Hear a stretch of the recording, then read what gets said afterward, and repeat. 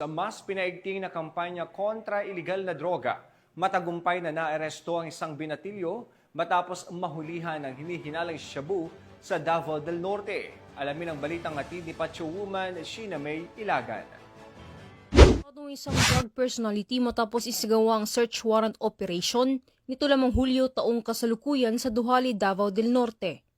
Ang operasyon ay isagawa sa pangunguna ni Police Captain Joe Marlon V. Cabe, officer in charge ng Duhali Municipal Police Station, katuwang ang mga tauhan ng Davao del Norte Provincial Drug Enforcement Unit.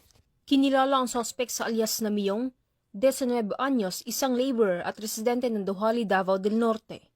Na-recover mula sa suspect ang hinihinalang shabu na may standard drug price ng bigit kumulang 8,440 pesos at iba pang mga ebidensya. Kasalukuyang nasa kusdiyan ng sabing stasyon ng suspect upang dumaan sa tamang disposisyon at naharap sa kasong paglabag sa Republic Act 9165 o Comprehensive Dangerous Drugs Act of 2002.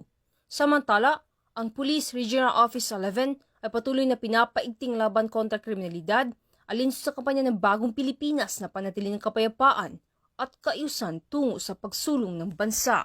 Mula dito sa Rion 11, ako inyong PNN correspondent Pacho Woman, Sheena May Ilagan, alagad ng batas, tagataguyod ng Balitang Pulis.